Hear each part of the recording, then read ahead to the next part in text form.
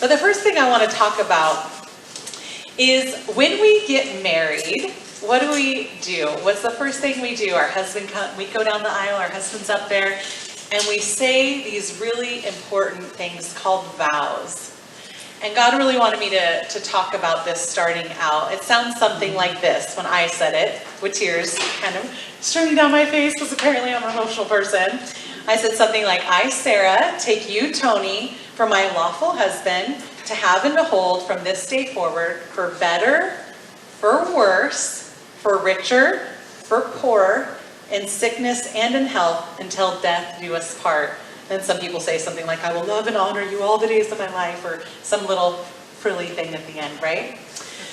When we get married, we have like this beautiful picture of what our happily ever after is going to be. It may be from romance novels, or I don't know. All of us as little girls, like, we watch all these princess movies, like Little Mermaid and all those fun little movies, and we just have this picture of like this perfect happy ending, and that we just think every single day is going to be this perpetual, perfect, happy ending. But it's not long before we realize that marriage is not a fairy tale. Can I get an amen? No, don't get me wrong. There's like these definite, like, wonderful fairy tale moments in our marriage. We have some of these moments on these mountaintops of romance and these beautiful things that happen. But that's not what life really looks like on a day-to-day basis. And when life really starts to happen after we get married, sometimes we feel like disappointed and crushed because we have these big, lofty, unrealistic expectations of what we think marriage is going to look like. So marriages will have ups and downs. Every single marriage. It's not going to be this euphoric high from now until, we go be with Jesus. That's just not realistic. But when we vow to our husband that we're going to stay true and steadfast through all the ups and downs, like we get this picture that's just ups, right? But we forget that it says it right in our vows. For better, for worse, for richer, for poor, in sickness and in health. But on that day, we think of all the good things, and we forget, no, we dedicated ourselves even in the bad times, even in the worst, even when you're struggling financially and you don't know how you're even going to get a loaf of bread to feed the kids or gas for your husband to get to work, right? Or when one of you gets sick or has an ailment. I hurt my back really bad a couple years ago, and I could not move off the couch, crying day and night, terrible nerve pain. I didn't clean, I didn't cook, I hardly showered. It was a terrible, painful season in my life. But guess what? My husband stayed there, even in bad health, in sickness and in health. He was there with me through my sickness. So just want to kind of get a barometer. Where are you at right now? And you're staying, with this commitment to those vows that you said on your wedding day. How are you doing with that? My husband and I have gone through many, many, many seasons in our life. As a married couple and as individuals, because you kind of do this as a married couple, but there's also two. If it was a graph, there'd be one for you and one for him, where you're all over going up and down in your personal walker and just how you're healing and growing as a person. We fell madly in love, but we also have had struggles with infertility. Then we actually got to have a child 5 years in. I've gone through betrayal. My husband had a huge pornography addiction I didn't know about, and that blew up our marriage. We went through so much healing through that. It's just been, like having a baby. Oh my gosh, is there something more of a roller coaster than we start having kids? And you're like, I don't know who I am anymore. I haven't slept. I don't even know what I need. I don't know when the last day was I showered. It just gets crazy. All you worry about is feeding them and bathing them and making sure everything's perfect for them. And you kind of forget that you have to take care of yourself there as you learn how to adjust. We've had spiritual mountaintop moments. We've had times where my husband almost walked away from God when a really devastating thing happened in our life for our son. And he was just like, how are you? Who are you? I don't even know who you are. I don't even trust you. Almost walked away from God. We've had peaks and valleys, financial bankruptcy. We had terrible finances when we got married, and now, I feel like we're pretty good most of the time. Thank you, Lord. But anyways, times of blessing, times of devastation, we are going to go through hard seasons. So I encourage you, no matter what season you're at in your life, in your marriage, hang on, ride the wave, because what I've seen after, September will be 17 years of marriage, is that no matter whether you're on a peak or a valley, if you stay through it, you are going to grow, you're going to mature, your love is going to grow. It's not a love like the world portrays, where we just are there to get our needs met, be fulfilled. It is a sacrificial love where we say, you know what, I'm dedicated to you. I'm here no matter what. I'm going to ride the wave. And I know the course is going to correct itself, that there's going to be good days ahead, no matter what it looks like today. I'm not giving up on my husband, and I'm not giving up on our marriage, because that is what the enemy wants. He wants to rattle your cage, fill your mind with doubt, and of course he'll use your husband to be snarky or whatever, because we think husbands are going to be super tender and romantic and all these things that we see in these fairy tales, yet we want them to be strong and courageous. It's men are rough and gruff, right? They do not know what to say and when to say it. They say the stupidest things sometimes. I love you, honey, if you're watching this, but they just do. They aren't as good as relationships as women, but we kind of expect them to be and are completely disappointed when they're not. So we just got to stick through and just keep loving them, right? But I just want to say, because of those tough times, it makes those sweet moments even more delicious. When we come out of that valley and we go into even just a coasting, not even a mountaintop, we're just oh, thank you for the peace, God. Thank you. It makes us appreciate it all that much more. This brings me to James 1, starting in verse 2. It says, "Consider it pure joy, my brothers and sisters, whenever you face trials of many kinds, because you know that the testing of your faith produces perseverance. Let perseverance finish its work, so that you may be mature and complete, lacking in nothing." This is not fun. We don't want this. We're supposed to consider it joy. But when you are in the midst of a trial, or your husband having a man fit and her temper tantrum, or not being what you expected, this is not where we're let's just consider this joy. But that's where we stay the course. We hold on. We pour into them. We pray for them. And it grows us. God says He's going to bring perseverance in us. He's going to make us mature and complete, lacking in nothing. Whether you feel like it or not today, God has equipped you and given you everything that you need to face the challenges. Not only in your marriage, with your kids, at work, whatever in your life is going on, He has equipped you. You are lacking nothing to face the challenges today, especially in your marriage like we're talking about. Okay. Moving on, we're going to talk about 12 ways to reignite your heart toward your husband. And the first one is to find ways to serve and bless him. Yes, even if he's being the grumpy, snarky version of your husband, we need to serve and bless our spouse. This was just a huge light bulb moment many years ago. I can't even say 8-10 years ago, back at CTK. Debbie and Raul did a couples teaching. Some of you got to experience those. And they did this lesson about the secret sauce of marriage. And it was mind-blowing to me. I know it seems so basic, but it was absolutely mind-blowing to me, and it shifted my whole perspective on marriage. And they did this drum roll, what is the secret sauce? And it's dying to self and serving one another. Dying to self and serving one another. And I was that's not what culture says. That's not what I've been told is going to make me happy and bring fulfillment and bring joy. And I want to be served. I am the queen. I need to sit on my throne. He can wash my feet, brush my hair. Well, I don't like my hair brushed, but some women do. Serve me meals, work hard. No, just kidding. I don't really talk like that, but it's kind of a nice fantasy. And this concept really comes out of Philippians 2, starting in verse 3. It says, do nothing out of selfish ambition or vain conceit. Rather, in humility, value others above yourself, not looking to your own interests, but each of you to the interest of others.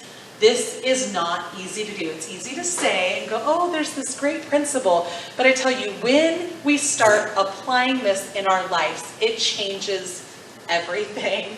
And this is the wake-up moment that I had recently, because when Raul passed away about 6 months ago, my husband got really a lot more serious about God again. And he was like, I need to find time in the mornings that I can get in the Word and pray and worship and just have really good quality time with the Lord. And I really felt like God was saying, it's your season again, because I did that for a long time when we were first married, and then we had a kid, and then everything changed, right? But he's 11 now, so God's like, hey, I want you to honor your husband and serve him in this way. So I get up now every morning at 5:30 instead of getting to sleep until 7 or 6:30, and I make him breakfast and make his tea and pack his lunch and all the things, and I kind of just stay out of the living room so he can have his quiet time.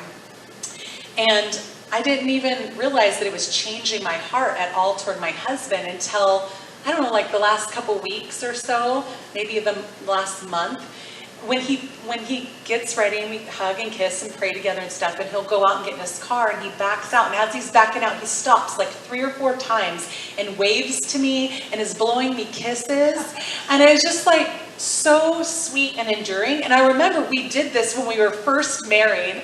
I was just oh, it was just because we were young and in love, right? And I'm out at the window as far as I can to see his car till it gets to the very corner every second that I could just see him and wave goodbye. And I don't know, maybe that's really corny to some of you, but that's what we did when we were first married. And that kind of started again. And Debbie and I were talking the other day, and I was it finally clicked. This is happening because I'm honoring him and serving him, and it's redirecting my heart to love my husband in a reignited way, like when we were first in love, when we were first married almost 17 years ago. So anyways, that's why I even decided to do this lesson. God gave me some other things that we're going to talk about ways also to reignite your heart. But this is real in my life. This is what's going on. And I feel like a newlywed again after almost 17 years. So not everyone's in this season, sorry. Some of you are in valleys. I've been there. I understand. But when I was praying about this and thinking about this, God brought to mind this story in John about the Lord. And I'm just going to go into 2 little chunks of scripture here. John 13, starting in verse 4, it's talking about Jesus. It says, he got up from supper and laid aside his garments, and taking a towel, he girded himself. Then he poured water into the basin and began to wash the disciples' feet and to wipe them with the towel with which he was girded. So he came to Simon Peter and said to him, Lord, do not wash my feet. And hopping down to verse 12, it says, so when he had washed their feet and taken his garments and reclined at the table again, he said to them, do you know what I have done for you? You call me teacher and Lord, and you are right, for so I am. If I then, the Lord and the teacher, washed your feet, you also ought to wash one another's feet. For I gave you an example that you also should do as I did to you. Truly, truly, I say to you, a slave is not greater than his master, nor is one who is sent greater than the one who sent him. If you know these things, you are blessed if you do them. So this is the example of Jesus, like the creator of the universe, the one who made us all, who made this world. He humbled himself to get down and wash dirty, nasty. I mean, the disciples, they wore sandals. They didn't drive around. They walked everywhere. Can you imagine how just dirty, disgusting, callous these men's feet were? And he got down and humbled himself and washed their feet. And he's telling us, this is the example I leave for you. That I want you to live your life in such a way that you're laying down your pride. You're laying it all down aside and serving other people, that you're going to show off who I am when you live your life this way. It's what he's calling us to. It's his example. And if it's good enough for Jesus, it's good enough for me. All right, number 2, we have to face unaddressed issues head on. I'm telling you from experience, it doesn't go well if we ignore problems that come up in our marriage, because we will grow bitter and resentful, and our heart will be poisoned.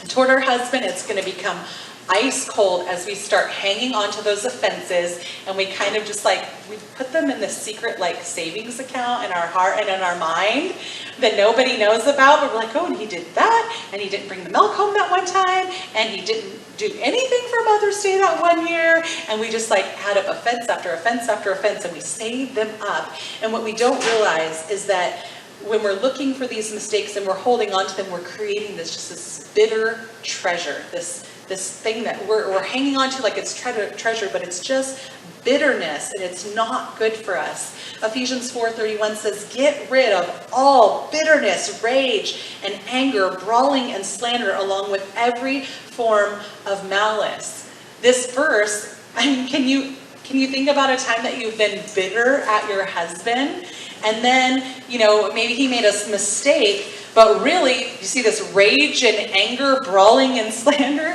What happens? We start yelling, we get heated, we're arguing, brawling, then we're slandering him. Oh, remember that one time 20 years ago when you kissed your secretary, or whatever the thing is, you're just bringing out all the dirt because we let bitterness take root, and then all this other disgusting fruit comes out. This is not the kind of fruit that we want.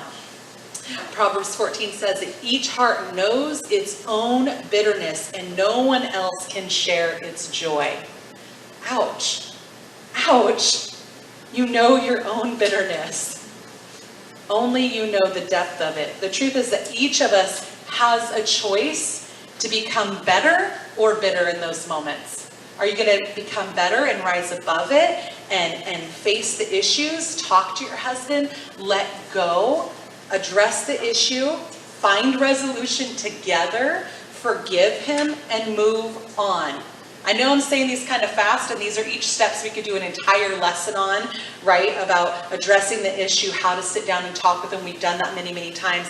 How to work on a compromise and find a resolution, how to actually walk out forgiveness. I'm just throwing these off like they're little things. They're not, but we've unpacked them in great detail in the past. But we have to choose the better. We have to decide that that's what we want, because it's a choice. It's a choice, ladies. So I encourage you all to let go and move forward courageously. Number 3, be his helpmate.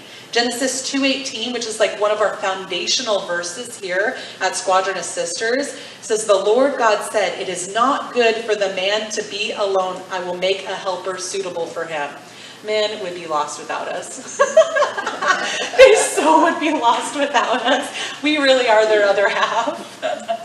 They need our tenderness, our compassion, help with figuring out how to do relationships. How many of you know that your husband's external relationships, like with extended family and stuff, work, it would just be a hot mess if we were, oh yeah, remember, they had a baby, here's the gift to take to them. Like all the things we do, God calls us to be their helpmate. And what I want to give you the picture of is that really, when you get married, you become a team. In my house, we are Team Renus. Team Renus. So that means if we're in an argument and I'm trying to win the argument and get my way, if I'm winning, he's losing. And if either one of us are losing, our team is not succeeding.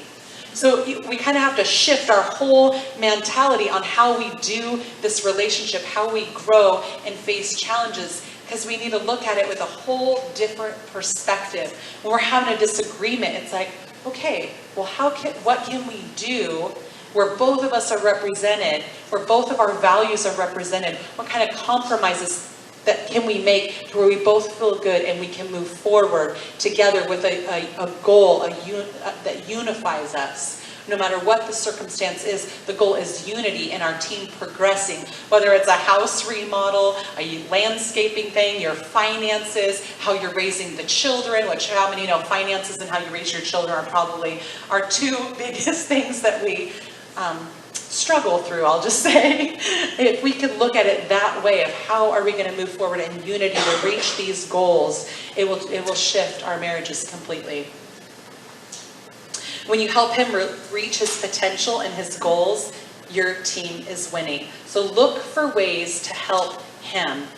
Anybody have any ideas? Ways that you can kind of be your husband's helpmate? Let me just pop them off. Jill? Listen to him? Oh, like take his advice in and then put it into action? That's a really good thing. Any other ideas on how to be his helpmate? We all know the things. Encourage him. Encourage him. That's one of the biggest ways to be his helpmate, right? Which we'll actually talk about that here. Rachel? Help him find ways and time to do things that he enjoys doing. Yes. They need that, my husband called it the nothing box. Mm-hmm. Place where he gets to be the nothing box. Yeah. My husband is fishing. So encourage him to do the things that bring him like relaxation and peace and fulfillment, because guys, they're high achievers, right? They're meant to be out in the workforce, slaying the dragons, bringing in the money, being providers.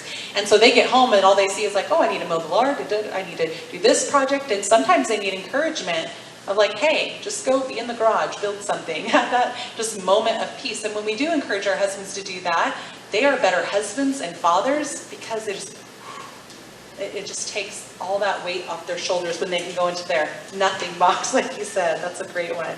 All right, number 4, start coaching your thoughts back toward your husband. I want to share this verse, Luke 6:45. It says, a good man brings good things out of the good stored up in his heart, and an evil man brings evil things out of the evil stored up in his heart. For the mouth speaks what the heart is full of. So what are you consistently dwelling on when you're thinking about your husband? What kind of headspace do you have when it comes to him? Are you, like I talked about earlier, dwelling on past hurts and wounds? Or are you actually thinking about all the good things that have happened, the ways that he's blessed you, his good qualities? Because when we spend our time dwelling on the good, what does it talk about? That you're either going to bring forth the evil treasure or the good treasure that you're storing up in your heart. It changes the way we talk to our husband, the way we treat him, how we think about him. It changes everything on what we are dwelling on.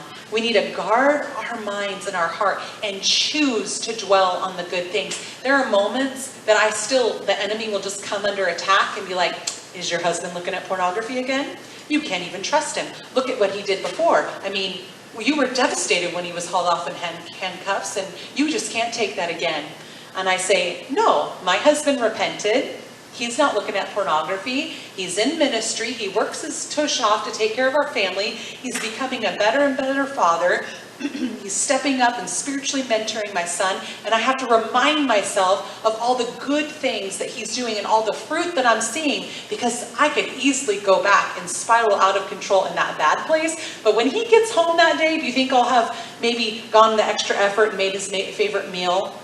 Or maybe ran upstairs and threw on a dress because I know that he just loves it when I wear dresses? Like, am I going to do the things and treat him the way that I should be treating him if I'm thinking about every single past thing he's done wrong? No way. This is probably going to be snarky. I'm probably not even going to look at him when he gets home, because even though he doesn't know it, he's been doing bad things all day long in between these ears. Come on, you guys all know what I'm talking about. I see snickers. It's really real. Because remember, for the mouth speaks what the heart is full of. It says at the end of that verse in Luke 6:45. So let's fill our hearts and our minds with the treasures and not the trash. I'm going to say that again. Let's fill our hearts and our minds with the treasures about our husband, not the trash. Okay, number 5, create a robust and healthy sex life. Some of us have gotten in the habit of not even being intimate with our husbands, and I know there are many reasons for this. Sometimes you're on a medication or your husband's on a medication, you have no sex drive, but if it's back to that second one where you have bitterness, again, we got to work on those things so our hearts can be reignited to our husbands, so we want to engage sexually with our spouse. Or maybe for you, like me, went through sexual abuse as a child, so it is hard at first sometimes to have this robust, healthy sex life. We can do different things for our own healing to kind of be able to turn our hearts, whether it's seeing a counselor, praying before intimacy. Maybe you need to be the initiator with intimacy. Maybe you need that control, since control was taken when you were raped or molested, like it was for me.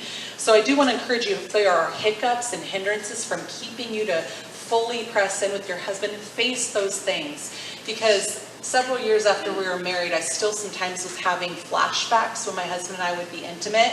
And I just remember one day it was like this thing just stood up in me, and I was like, I am not letting the enemy have any more victory if I have anything to do or say about it. He is not going to steal intimacy and this gift that this is supposed to be for my spouse and I and for our marriage to flourish. And I was just like, okay, this is not happening on my watch. And it really caused me to press in deeper to my own healing so that I could give myself as a gift sexually to my spouse. 1 Corinthians, starting in verse 7, says, each man should have sexual relations with his own wife, and each woman with her own husband.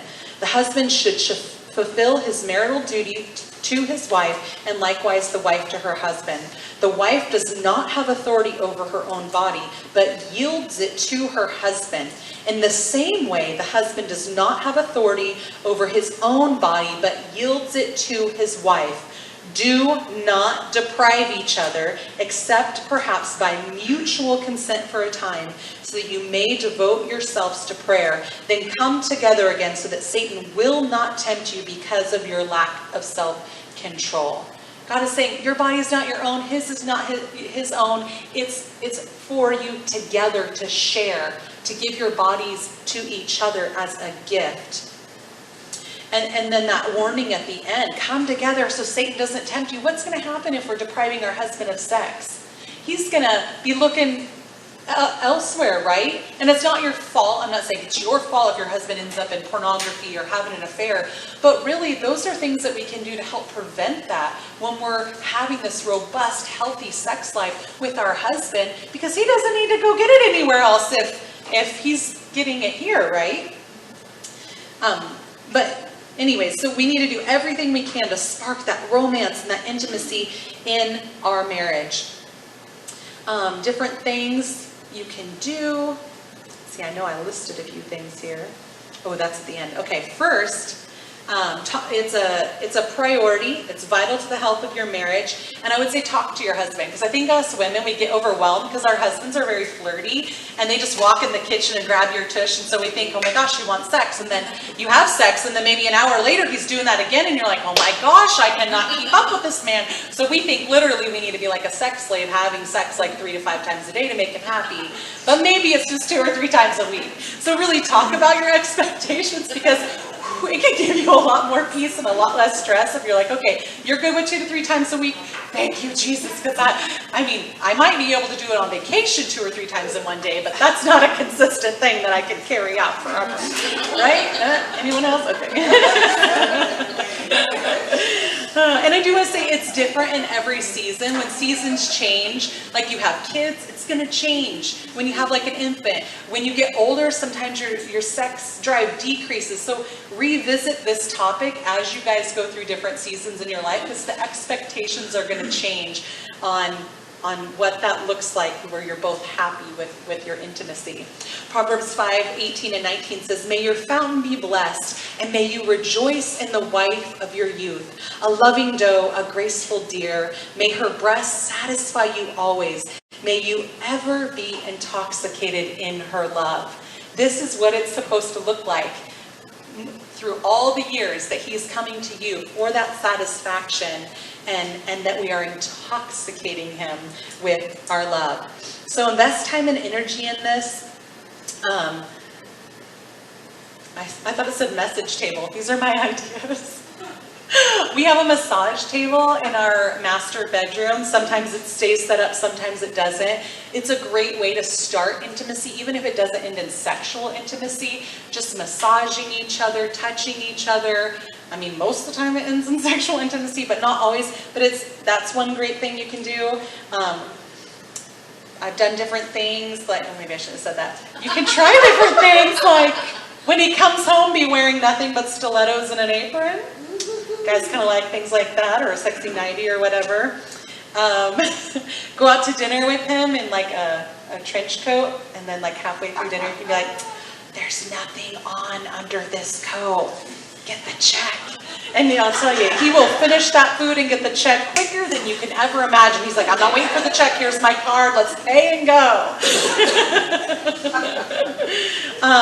Surprise him. Like, come to bed naked or in a nightie, or just pop around the corner. I mean, if it's appropriate. If you have little kids running around, we don't want to traumatize them and like pop around the corner naked to surprise our husband. That could be a whole other issue. One lady gave a suggestion, and I've tried this. She said, have a panty ripping party. And I was like, what is that? And she said, come to bed with like 6 pairs of panties on. And then, as, things are getting kind of, then your husband can just rip them off. Like he's opening a present, because by the time he gets to that last pair, I'm telling you, it is on. It is on. Oh, is it getting hot in here? I feel like my face is getting a little red. Anyways, so these are just, there's so many different ideas. You guys know your husband and what he likes, but invest in this, have fun, just do what you can to make this a priority in your marriage. You will be blessed by it, and so will your husband. All right, number 6, be his biggest cheerleader. Your husband is most likely getting crushed in one way or another at work. He could have a critical boss, just under the pressure to provide for a family, the stress of work. When we're doing this, when we're being his cheerleader, it kind of gives him the courage to persevere through the hard challenges in life. Look for things that he's doing well. Be a student of him. Point out those good things. Find ways to encourage him daily. Because as you do this, your heart will become more and more drawn to your husband. Hebrews 3:12 says, encourage one another daily, as long as it is called today. And Proverbs 16:24 says, gracious words are a honeycomb, sweet to the soul and healing to the bones. And when we speak these gracious, encouraging words to our spouse, we get to partner with God and just bring this healing and restoration to our husband. All right, number 7, carve out alone time together. Preparing for this lesson, I thought it was kind of funny. I asked my son, what do you think it is that causes mom and dad to stay in love? And he said, it's because you go to your room together and talk. But then he said this, and because you wrestle. I have no idea what he's talking about. Wrestling 6 pairs of panties off? I don't know. No, I'm just kidding. But I just thought that was interesting. He's saying, you're still in love because I see you going away and like having this time alone together, whether it's to talk and have a private conversation or to wrestle, whatever that is. Like even my 11-year-old, kind of had a clue of what helps have a healthy, robust marriage, that you stay in love. Find ways to do this. It's like the glue that holds you together through the rough and rocky times. When we carved out time to spend together, it creates memories and bonding. It could be as simple as sitting by a fire talking. I like to have tea with my husband. I made this little spot in our dining room to the side with 2 little chairs and an end table in between that we can just sit and have tea, even for 15 minutes. There's nothing more that blesses my heart than to just sit and talk and have that time together. Or maybe you just go to your room 15 minutes before bed, like before you actually need to get some sleep, and you can just talk and cuddle, take a hot bath together, go on a walk together. there are many ways that we can just carve out just even these little tiny chunks of time. It makes all the difference in the world. So I encourage you to be creative, adjust your schedule as you go through different seasons in life, and find ways to carve out those little moments. Because we all know that when life gets busy, our relationship becomes almost transactional. And it doesn't feel like we're in a marriage anymore. It's like, okay, you're picking up this kid at that time, I'll be here at this time, and that's all you're talking about. So we need to carve out the time where it's not the transactional conversation, that our hearts are actually growing toward each other. Number 8, have regular date nights. As women, we want to be continually pursued. And I do just want to say, it's okay for you to set the dates. We want him to be romantic and take the initiative and pursue us, but it's okay if you have to plan the date. I know it seems less romantic, but arrange the babysitter, figure out where you're going to go, or ask him to pick the restaurant. But it's so important. I know it seems less fun or exciting, but it's worth it to create those memories together. Be creative. I know for my husband, there's different seasons that we do dates. Sometimes we have daytime dates. I'll drive out to Linden and just meet him for his little lunch break. Sometimes we meet at a restaurant. Sometimes I pack a lunch, and we're in the office at High Tech Roofing. Does that sound romantic? Yes. No, I didn't bring candles or anything. It's not romantic, but it's intentional. And I'm saying to him, you're so important that I'd be willing to spend our date like this. It means a lot to our spouse. It doesn't have to cost a bunch of money or be fancy, but consistency, I would say, is one of the most important things. All right, number 9, try to look your best and decide to adjust your appearance to his preferences. I don't expect you or I to look like a model and be dressed up like all the time. But I do want to say, if your husband sees you in sweats more often than he sees you even in like jeans or regular clothes, I'm not even talking like fancy clothes, but if he sees you in sweats more often than he sees you even in normal clothes, it might be time to kind of address this area of your life and put some effort back into how you look. When we dated, we wanted to look our best and attract him and be presentable and draw his heart to us, and it should not change. We should still want him to be drawn to us and attracted to us. Like sometimes I'll choose, before my husband gets home, I'll just run up and put a dress on. It's that simple. It takes, a minute, and he is so blessed by me doing that. And that's what I mean by adjust your appearance to his preferences. We don't expect you to go dye your hair blonde or you know what I mean, wear mini skirts all of a sudden or whatever his fantasies are. But if he prefers long hair, would it hurt you to grow your hair out? Some guys don't like women with makeup, or they do. Could it be that you just throw on a little mascara and lipstick? Or maybe you don't wear any because that's his preference. We want to attract our husband, not the other women here at SOS, not the man at the grocery store, whoever. We want to attract our spouse. So what little tweaks or adjustments can we make that will draw him to us? There was one woman I know shared with me that her husband said, I would rather our house be a mess and you be presentable when I get home. I want your hair and makeup and dressed. I would rather the house be in complete chaos and see you presentable. What does he prefer? And let's try and adjust to draw him to us. And when we do that, and he's drawn to us, how much more is our heart like, oh, he loves me, he wants me, oh, he's flirting with me. Oh, we get all giddy and excited because he's continually pursuing us and staying drawn to us. All right, also create times of laughter and fun. Be spontaneous and don't take yourself so seriously. I know so many women, me included sometimes, that we're so serious about everything that we don't even laugh off a stupid mistake we make, and then we're just bitter and grumpy. Just let things go, have fun, maybe watch comedies together, do things that you know are going to create laughter, have fun game nights, have silly themes. Debbie's family has done this in the past, where they have caveman night, where they all eat with their hands. We've done that before, and it is a hoot. It's embarrassing, it's humbling, but it is hilarious when you're trying to eat baked beans with your hands. Go all out, don't be simple and do finger food. Do real food and anyways, that's just an idea. You will laugh your tushes off and you will have so much fun. Proverbs 17:22 says, a joyful heart is good medicine, but a broken spirit dries up the bones. So find ways to bring this laughter and fun It brings healing. Number 11, flirt with him again. Wink at him, flirt with him, grab his tush, smile at him, do all the things. When you were first married, where you actually flirted. I wouldn't say grabbed his tush when you were like dating. I was going to say do the things when you dated, but we can do things now that we couldn't do back then.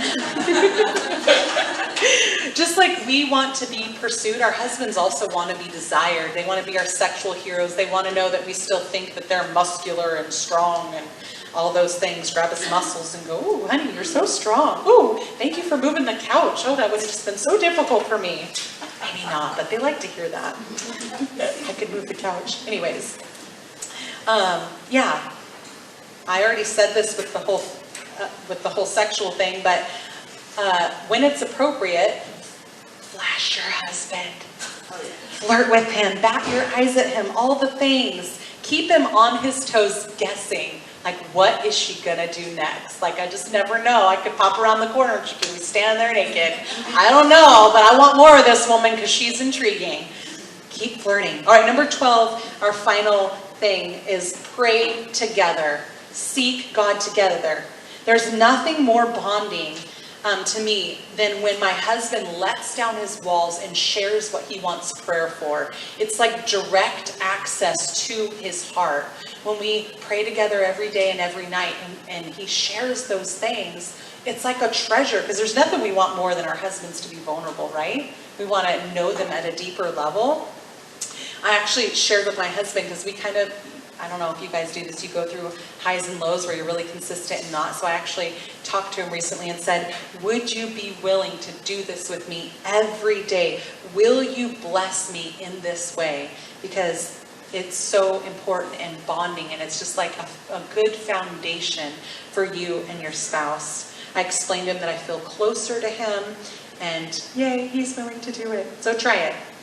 Matthew 18, starting in verse 19, says, again, truly I tell you that if 2 of you on earth agree about anything they ask for, it will be done for them by my Father in heaven. For where 2 or 3 gather in my name, there I am with them. So your prayers are more powerful when you partner with your husband. So I encourage you to do that. And on that note, pray for your husband. When we pray for him, even when we're upset with him, it's hard to stay mad at someone you're praying to be blessed. And you're praying for good things to happen in their life. This will turn your heart back toward him. You'll not only feel closer to your husband, but you'll feel closer to God when we do this, right? It's a win-win situation. So let's decide today to hold steadfast to those vows we talked about at the beginning. Let's stay committed to our spouse before God, for better, for worse, for richer, for poorer, in sickness and in health, until death do us part. Trust me, if you start to apply these things that we talked about today, these 3 things, your heart will be reignited and drawn to your husband, and you'll start to feel that passion for him again.